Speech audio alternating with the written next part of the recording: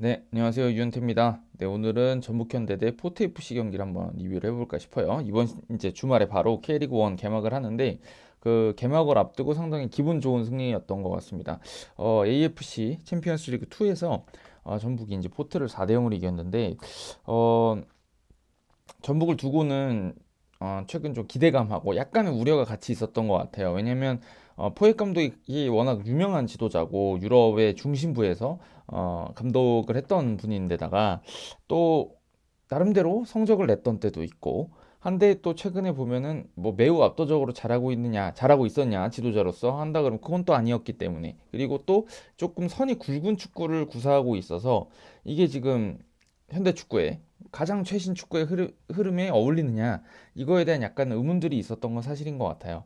그랬는데 제가 이제 혹시 저의 리뷰를 꾸준히 보고 계셨다고 한다 그러면 제가 1월 달에 약간 구식 축구 같은데 약간 옛날 축구 같은데 괜찮다. 후방 빌드업 어느 정도 체계 잡혀 있고 측면 쪽을 적극적으로 활용하고 거기서 이제 측면에서 뭔가 크로스를 적극적으로 시도하면서 찬스를 만들어가는 팀이다. 그래서 약간 옛날에 최강희 감독님 있을 때 어떤 전북 같은 색깔이 날 수가 있다. 이렇게 제가 예상을 드렸었는데 진짜 제가 느끼기엔 그건 비슷하게 경기가 나왔던 것 같고 상당히 괜찮았거든요. 경기력이. 그러니까 제가 약간 저의 자랑일 수도 있겠지만 제가 포익 감독이라는 감독의 경기를 지켜봤었고 그 어떤 색깔들을 가지고 지금 전북에 있는 선수단 구성과 또 전북이 가지고 있는 어떤 그런 선수단 구성할 수 있는 자금력이 있으니까 포익 감독의 입맛에 맞게 선수들 몇 명 영입한다 그러면 이런 축구를 하지 않을까 싶었던 거를 딱 어제 경기에서 다 하더라고요. 되게 잘하더라고요. 그걸 그리고 상당히 완성도 있게 보여줬어요. 그래서 제가 보기에는 뭐 4대 0 승리 자체 결과 자체도 좋지만 전북이 이번 시즌에는 지난 시처럼 무기력하게 잡히는 성적이 떨어지는 일은 없지 않겠느냐라는 생각이 들면서 저는 지금 이제 뭐 K리그 1 어, 전반적인 팀들에 대한 프리뷰 같은 것들을 미리 하지 않고 1라운드를 보고 지금 할까 싶은 상황인데 전북 같은 경우는 조금 미리 해도 되겠다 싶어서 사실은 들고 왔습니다. 그래서 물론 이제 제가 AFC 그 챔피언스리그 나갔던 팀들 다 짧게 짧게라도 리뷰를 해서 올릴 생각이에요. 왜냐면 다들 궁금해하시는 상황인 것 같고 뭐 그래서 그렇긴 한데 일단 전북을 가장 먼저 해야 되겠다고 생각했던 이유는 경기가 재밌었고 잘했기 때문입니다. 네, 일단 뭐 좀 더 자세한 얘기들을 빨리빨리 한번 해보죠. 이거 제 목표는 이걸 한 15분 내에 끝내는 거거든요. 왜냐면 어차피 또 K리그 1 경기가 있기 때문에 그걸 보고 얘기해야 될 부분이 있어서 일단 빨리 한번 해보도록 하겠습니다.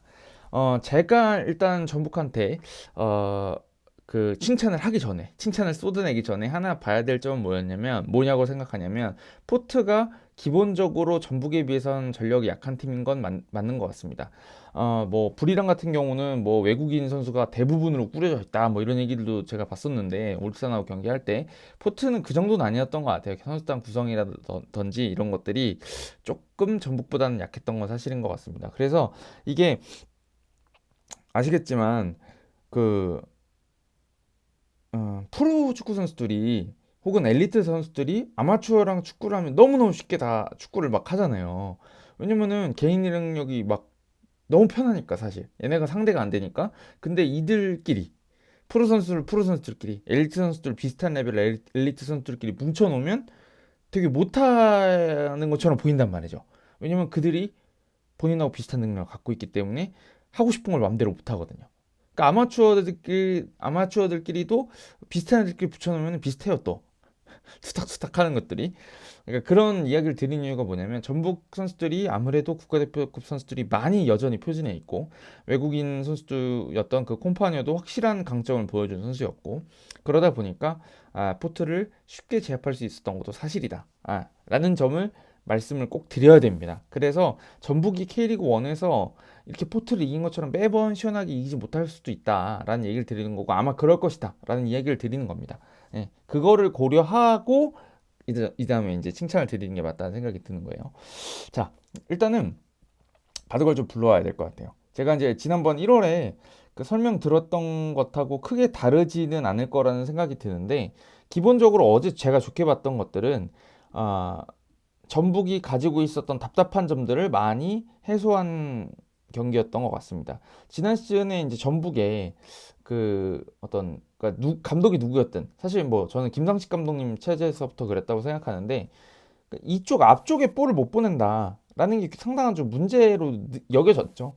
그리고 지난 시즌에 사실 뭐 압박당하더라도 후방에서 돌리다 뺏겨가지고 높은 지역에서 역습당하는 경우들도 많았고, 그러니까 기본적으로 빌드업이 잘 안 됐다는 생각이 드는 거예요. 빌드업이라는 게 어떤 뭐 뒤에서 공을 점유하고 막 이렇게 점유율을 높인다 이런 취지가 아니라 결국에는 이쪽에서 공을 돌려서 어떻게 앞으로 전진시킬 수 있을까를 빌드업이라고 봤을 때 전북의 공격 전개가 앞으로 잘 전진하지 못하고 있었다.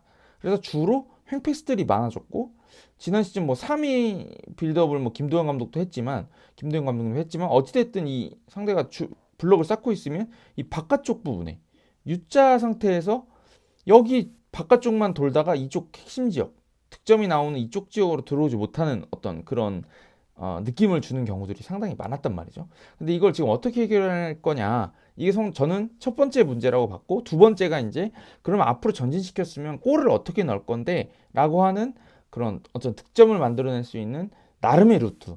그게 꼭 뭐 맨체스터 시티나 최근 좋지 않긴 하지만 뭐 아스날처럼 정말 세밀하게 막 만들어가고 개인 기량을 앞세우고 막 그렇게 막 공간을 만들고 막 그런 상황에서 멋진 골이 들어가고 이런 걸 원하는 게 아니라, 크로스를 쓰더라도 그걸 확실하게 쓸 수 있는 방법이 있느냐, 좀 선이 굵더라도, 예, 그런 것들이 중요했던 것 같은데 그 두 가지를 다 보여줬던 경기인 것 같아요.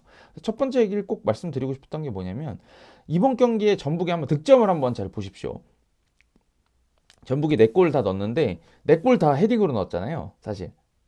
박진섭 선수가 발로 넣었다고 하지만 사실상 뭐 머리로 2번 튕겨서 들어간 거니까 사실은 3골이 머리고 그 4골 다 머리에서 만들어진 득점이라고 봐도 무방한 건데, 그 머리로 만들어냈다는 게 결국에 이제 크로스에 의했다 이렇게 볼 수가 있겠죠. 그러면 양질의 크로스를 넣을 수 있는 공격 전개를 할 수 있느냐 가 상당히 중요한 거고, 양질의 그 크로스를 만들 수 있는 상황을 만들기 위해서 빌드업이 되고 있느냐. 그러니까 결국에는 이 전술이라는 게 빌드업을 잘하면은 공격 전개가 깔끔해지고 더 위협적이 되니까 거기서 만들어지는 어떤 크로스라든지 스루 패스라든지 이런 것들이 깔끔하게 나올 거고, 그런 것들이 잘 되면 중앙에서 마무리하는 것도 좋아지겠죠. 그러니까 결국에 선순환의 고리를 만들 수 있느냐, 이 얘기를 말씀드리고 싶은 거예요.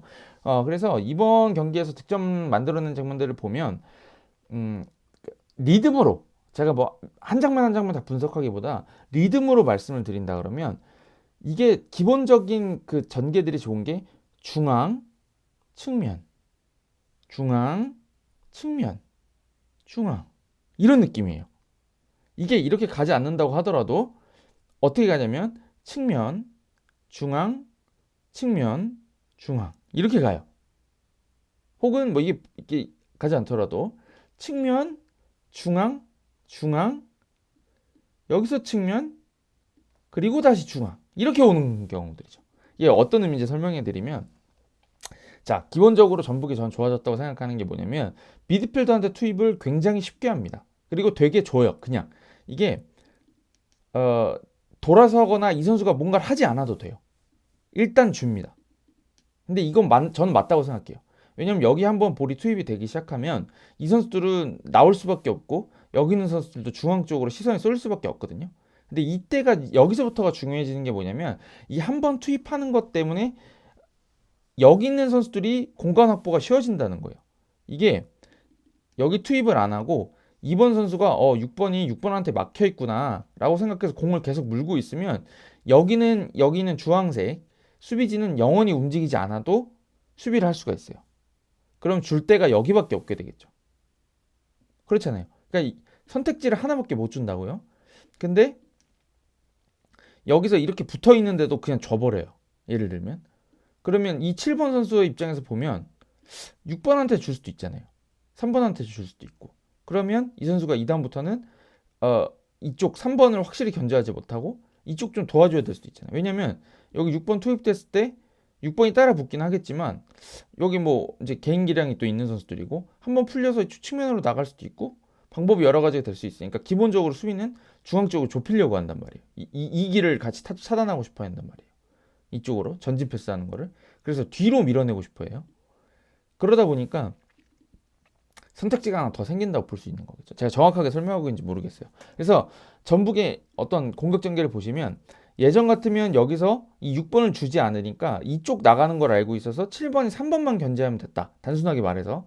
그렇다고 한다 그러면 이번 경기에서는 6번을 줘버리니까 7번이 3번 견제를 온전히 할 수가 없고 중앙 쪽도 도와줘야 되는 상황이 되거든요. 그러면 이때 전북이 쉽게 했던 게 여기서 그냥 리턴 내버려요. 그러면 측면으로 움직이고 있는 이 선수한테 이렇게 패스가 나가는 거죠. 그러면서 이 7번은 이 3번을 쫓아가기에 너무 멀어진 상황이 되는 겁니다. 그러니까 그래서 이 2번 선수가 또 다르게 쓸 수 있는 방식이 요거를 몇 번 하잖아요. 그러니까 측면으로 좋은 패스가 이렇게 빌드업이 깔끔하게 나가기 시작하면 2번 선수가 3번을 보고 그러니까 몸 방향이 이쪽을 보고 있는 거죠. 약간 해서 여기 줄 것처럼 3번 줄 것처럼 하면 이 7번 선수가 이쪽을 이제 견제하기 위해서 이렇게 움직이겠죠.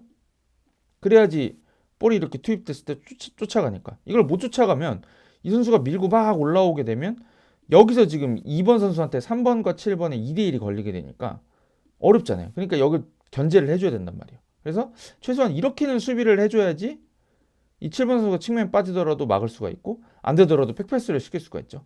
백패스에서 2번한테 들어가면 7번이 여기 다 좁혀주면 되거든요. 이런 식으로 수비를 하는데 예를 들어서 여기서 이렇게 해서 이쪽을 보고 여기다 줄 것처럼 하면 7번 선수가 이쪽을 벌어질 수밖에 없거든요. 아까랑 이쪽 중앙 쪽을 보고 있을 때는 다르게. 그러면 이때 중앙 쪽으로 투입해서 전개를 하더라는 겁니다. 그래서 측면으로 나갈까? 중앙으로 들어올까? 이 두 개. 그다음에 물론 반대쪽도 있고요. 이렇게 해서 이 6번한테 한번 투입하는 걸 통해서 이 3번을 또 쓸 수 있게 되고 이 3번한테 쓸 수 있게 된 것 때문에 다시 이 6번을 쓸 수 있게 되고 여기에 더해서 어제도 보시면은 이승우 선수라든지 뭐 송민규 선수라든지 이런 앞쪽에 있는 선수들도 이쪽에 짜잔 하고 잠깐씩 빠져나오면서 여기서 볼을 받아주는 경우들도 꽤 많았죠. 그러다 보면 이 선수들이 더 헷갈리게 되는 거죠. 그러니까 이 패스길이 이 한 칸을 거쳐가는 3선을 거치지 않고 2선으로 투입되는 몇 번의 패스들 때문에 그때 물론 이렇게 묻어나올 수도 있긴 한데 어찌됐든 이게 묻어나오고 나면 이 뒷공간이 비게 되는 거니까 까다로워지거든요. 그래서 기본적으로 이 수비형 미드필더한테 볼을 투입하고 여기서 리턴 패스를 내거나 이쪽에서 그냥 리턴 패스를 한두 번 내기 시작하면 직접 돌아설 수도 있고 여기서 투입된 거를 측면으로 내주기도 하고 하면서 기본적으로 이 센터백에서 중앙 쪽을 한번 거쳐가는 것 그 한 번 때문에 상당히 많은 것들이 파생되기 시작했습니다. 그래서 제가 말씀드렸던 게 중앙 측면이라고 말씀드렸던 게 중앙에 투입함으로써 상대를 중앙에 모아놓고 측면을 쓰게 만들고 상대 중앙 투입해서 모이게 해놓고 측면 쓴다 그랬잖아요. 측면으로 가면 다시 이 중앙의 이 길들이 멀어지게 되니까 사이가 멀어지게 되니까 이때는 중앙 쪽을 쓰게 되는 거죠. 네. 그렇게 하면서 중앙 쪽을 투입하고 상대를 다시 몰아놓고 나면 그때 다시 측면을 쓰는 겁니다. 그래서 저는 이게 좀 제일 대표적으로 보였던 장면이라고 생각하는 게 뭐냐면 네 번째 골 장면 되게 좋았다고 생각하거든요.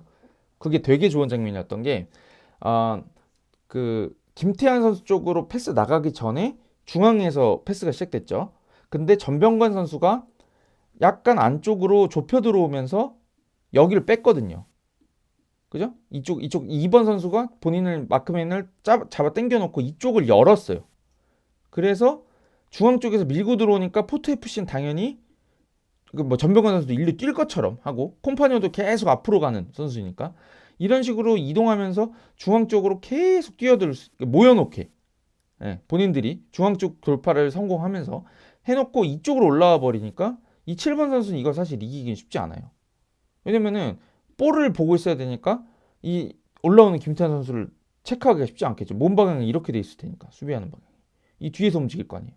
그러니까 이쪽으로 가게 되고요. 중앙을 거쳐서 전병관은 이쪽으로 중앙에 다 몰아놓고 측면을 쓰게 되고 여기서 러닝 크로스가 올라갔는데 이것도 보면서 좋았던 게 뭐냐면 이쪽으로 공이 가니까 측면을 넓게 쓰고 완전히 측면을 열게 되니까 이쪽에 있는 선수들이 다 빠져나오겠죠. 이쪽으로 붙겠죠. 움직이는 공격수들이 있으니까. 그러니까 이 사이가 벌어진다는 얘기죠. 이 상황에서 장신 공격수 콤파니오가 뒤에서 들어오면서 헤딩하면 이거는 뭐 막기가 쉽지 않죠. 사실. 그리고 또 세 번째 골 장면도 생각해 보시면 그것도 이제 그 어떤 수비 전술 제가 뒤에서 짧게 말씀드리려고 했던 장면 중에 하나인데 여기서 이제 그 김태현 선수가 끊으면서 중앙 쪽으로 밀고 나옵니다. 그랬더니 바깥쪽에 있던 이영재 선수가 이렇게 들어오거든요. 사실 이게 수루 패스가 들어가잖아요. 직접 몰고 들어오다가 그러니까 이것도 보시면 사실은 이쪽에서 중앙 쪽에서 김태현 선수가 원래 측면에 있는 선수지만 좀 움직였죠. 원래 측면에 있는 선수지만 중앙 쪽으로 움직였고 이영재 선수는 이 바깥쪽에서 움직였고 그래서 이쪽에 측면에서 공 잡아놓고 기다리다가 중앙에 다 뛰어 들어오거든요. 콤파뇨랑 막 선수들이 그렇게 되니까 이쪽은 다 중앙에 모여 있는데 반대에서 들어오는 송민규는 완전히 놓쳐버려서 헤딩이 들어간 거죠. 이것도 보시면 측면으로 공을 어떻게 전개시켜서 공간을 완벽하게 만들 건지에 대한 얘기였다고 저는 생각합니다. 그래서 기본적으로 좀 선이 굵어요. 전북 지금 패스들이 보면 그리고 전환 패스들도 과감하게 때려주고 근데 이거 자체가 어떤 뻥축구다 그냥 우리가 흔히 생각하는 안 좋은 의미의 뻥축구다라고 하기에는 하려고 하는 게 있죠. 네, 하려고 하는 게 있고 그게 콤파뇨라고 하는 장신 스트라이커 그다음에 세컨톱이 지금 티아고 안 나갔죠. 티아고랑 박재용이 있는데 이 두 선수도 이런 거에 꽤 적합해 보인다고 저는 생각하거든요. 물론 연계를 더 잘해주면 좋겠지만 그런 거 외에도 장신 스트라이커를 가지고 있는 팀이 할 수 있는 선이 굵은 측면을 잘 활용하는 축구들을 했던 거고 그 다음에 이제 더해서 김태환 선수 어제 저 최철순 선수도 공격적 과담하는 걸 상당히 많이 봤었는데 이렇게 만들어주는 게 사실은 측면 중앙 갈 수 있으면서 중요해지는 게 풀백들의 역량이라고 저는 생각하거든요. 왜냐면 여기서 측면에서 여기 있는 선수가 하나 땡겨주고 순간적으로 들어오면서 숫자 싸움을 늘려줄 수 있는 거니까 여기 공격 숫자가 하나 늘어나잖아요. 얘는 가담 못한다 그랬잖아요. 7번. 그러니까 이쪽에서 측면을 넓게 쓸 수 있게 되는데 요거를 공격 선수들이 그 풀백 선수들이 공격적으로 뭔가를 보여줄 수 있다 그러면은 시너지가 날 거라고 생각하는데 김태환이라든지 그 다음에 이제 뭐 최우진이라든지 뭐 최철순이라든지 또 김태현 선수도 있고 안현범도 있고 이런 그래도 나름대로 젊고 잘 뛰는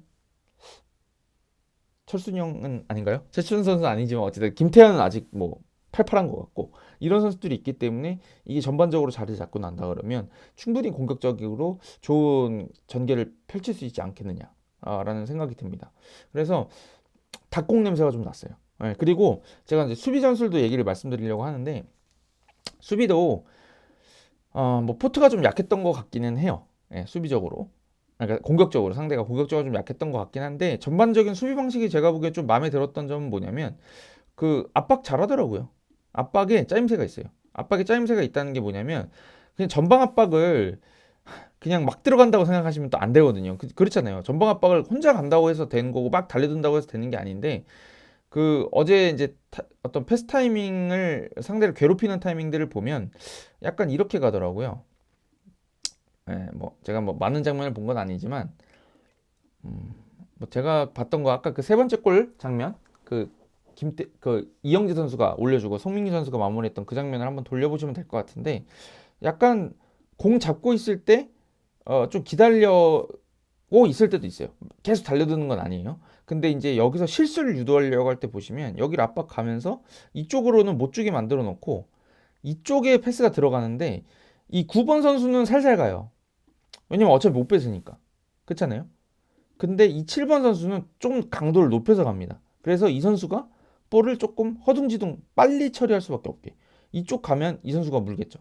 이렇게 해놓으니까 이 패스를 넣으려고 그랬던 건데 사실은 그 세 번째 골 장면에서 여기서 패스가 들어가는 걸 이 선수들이 알기가 쉬워져요. 그러니까 지금 9번이 4번을 압박했고 그러니까 압박이 이렇게 걸린 상황이잖아요.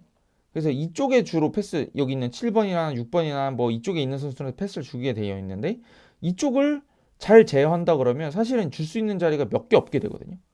이럴 때 이제 압박이 통하는 거예요. 이쪽을 몰아넣고. 그래서 이때 7번밖에 줄 데가 없구나 하고 여기를 밀어 넣는데 패스 길이도 상당히 멀었고 여기 있는 선수도 좀 느슨하게 생각했어요. 그래서 이거를 김태현 선수가 자르면서 나온 거거든요. 그러니까 이게 압박 들어갈 때 이 9번부터 내가 무조건 뺏겠어. 이렇게 들어가는 거는 사실 짜임새 있는 전방 압박은 아니고 9번은 방향 제한을 시켜주고 그 다음 선수가 실수를 유도하고 그 다음 선수가 뺏는 선수죠. 그게 이제 약간 분담이 되어 있어야 되는 거고, 이게 지금 전방 압박 전술이 좀 중요하다고 생각하거든요. 이 지금 현대 축구에서는. 근데 전북이 어제는 그 포트가 좀 개인기량 차이가 있었다는 거를 고려하더라도 나쁘진 않았던 것 같아요. 이걸 전 K리그 1에서 좀 더 보고 싶은 거죠. 그렇지만 어찌됐든 지금 전반적으로 얘기를 하자 그러면 공격 잘 됐고요.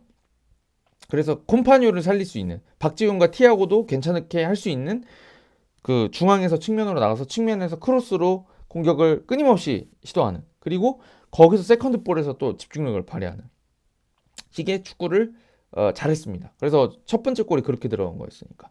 그러니까 그런 어떤 선이 굵지만 본인들 색깔에 적합한 공격 전개를 보여줬고, 수비적으로도 전방 압박을 어느 정도는 일리 있게 보여줬기 때문에 전 전북이 이번 시즌 나쁘지 않겠구나 라는 생각을 하게 되는 경기였던 것 같습니다. 그래서 물론 콤파니오라는 선수가 좋은 선수지만 이 포트의 수비진을 맹폭했던 것처럼 K리그 선수들을 맹폭할지는 좀 두고 봐야 된다고 생각해요.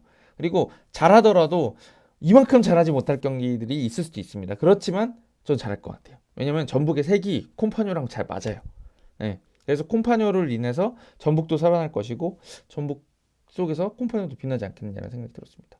뭐 이승우 선수랑 송민규 선수도 어제 이제 작년에 안 될 때랑 영 다른 모습들을 보여줬는데, 그것들을 보시면 다 주변에서 측면 쪽에서 움직인 선수들이 있으니까 중앙에서 돌기도 쉬워지는 거고, 중앙에서 잘 도니까 돌고 나면 공간이 열리니까 측면으로 나가는 것도 좋아지는 거고, 그러니까 한번 선순환 고리를 후방에서 만들어내기 시작하니까 전반적으로 부드러워진 느낌이 들었습니다. 그래서 전북 팬들 이번 시즌에는 지난 시즌만큼 고통받지는 않으셔도 되지 않겠느냐라는 생각이 들었습니다. 생각보다 포획 감독이 더 짜임새가 있는 감독 같다는 느낌을 받았다. 이렇게 말씀드리면서 15분 한다 그랬는데 22분 했네요. 여기까지 해보고 가보도록 하겠습니다. 뭐 주말 경기라든지 아니면 다음 2라운드 경기에서 한번 전북 경기를 한번 더 리뷰를 해보도록 하겠습니다. 전북이 잘하니까 저도 재밌습니다. 네, 잘했으면 좋겠어요. 네, 일단 여기까지 하고 가보도록 하겠습니다. 감사합니다.